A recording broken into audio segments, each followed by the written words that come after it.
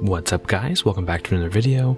Today I'm going to be upgrading the aging GTX 680M in my Dell Precision M6700 laptop to this much newer and more powerful GTX 980M. So without further ado, let's get to it.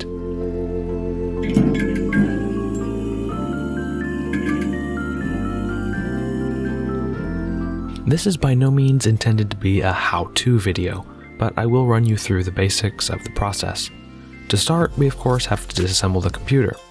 I'll start by removing the battery, removing the bottom panel, carefully prying off this plastic bezel around the keyboard here, removing the keyboard screws, removing the keyboard itself, then remove the optical drive and a whole bunch of other teeny tiny screws that hold the whole chassis together, and those are all Phillips head, thank you Dell.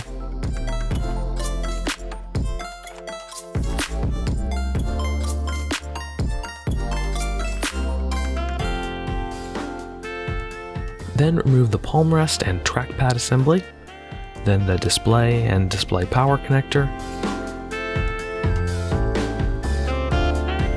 and then the two fans,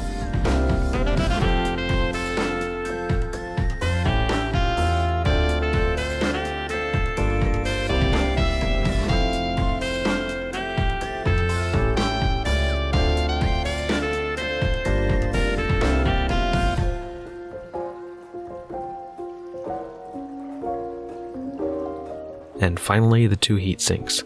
Unfortunately, you have to remove the CPU heatsink to get to the GPU heatsink, so we'll have to repaste the CPU while we're in here. After all that's done, we can carefully remove the stock 4GB Quadro K5000M, which I have modified to, for all intents and purposes, be a GTX 680M. Physically, these are both MXM 3.0 Type B cards, but the 980M has around 1500 CUDA cores versus the 680M's roughly 1300. Not only that, but the 980M is based on the newer Maxwell architecture, meaning each of its CUDA cores is about 1.5 times more powerful than the CUDA cores in the 680M. It also has 8GB of video RAM versus 4 on the 680M, so we should see a pretty big leap in terms of performance. Something to note is that the 980M has one extra R22 chip on the PCB, right above the memory modules here.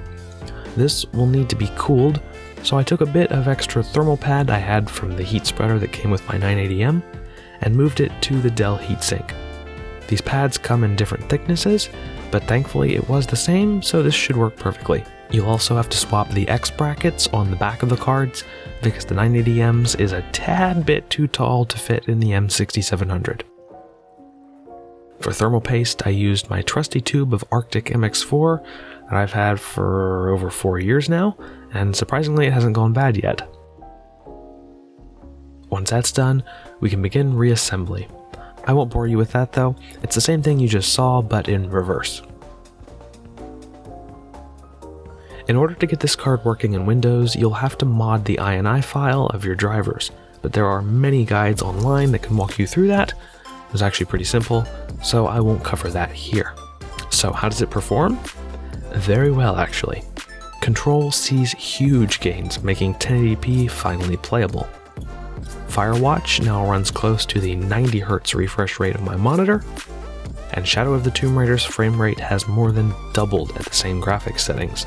This performance jump means I can keep using this laptop for years to come before I even start looking at an upgrade.